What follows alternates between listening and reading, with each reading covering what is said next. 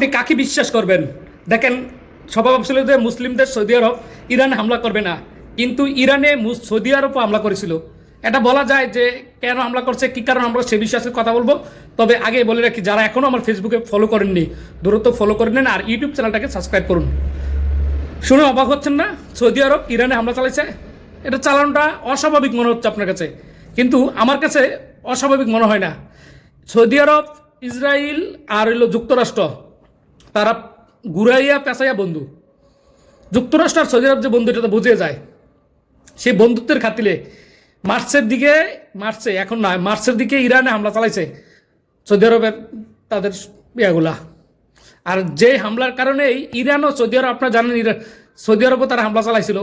এখন তাদের বাহিনী বলতেছে, ইরান বলতেছে যে সৌদি আরব হামলা চালানোর কারণেই তাদের উপরে হামলা চালানো হয়েছে।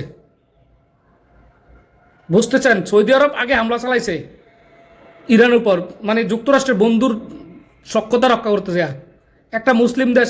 ইরান কিন্তু সৌদি আরবের হামলা চালায় নাই। ইরান হইল সৌদি আরবে মার্কিন ঘাঁটিগুলো যেগুলো আছে ওই ঘাঁটিগুলোতেই হামলা চালাইছে।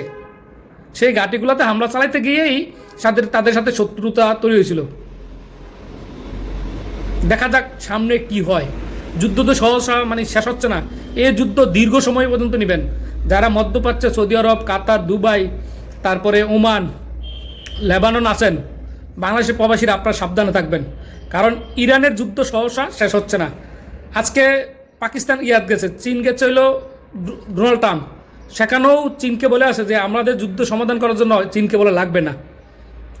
কিন্তু ইরান কিন্তু ছাড় দিচ্ছে না। ইরান বলে দিচ্ছে অবরোধ যতদিন চলবে ততদিন যুদ্ধ চলবে। বিশাল প্রস্তুতি নিয়ে রাখতেছে ইরান। এখন ইরান প্রচুর বিশাল প্রস্তুতি নিচ্ছেন। অবাক হয়ে যাচ্ছি আমরা যে এদিকে সংযুক্ত আরব আমিরাত, ওইদিকে সৌদি আরব ইরানে হামলা করছে। বোঝা যায় একটা মুসলিম দেশ আর একটা মুসলিম দেশের উপর এইভাবেই হামলা হয়।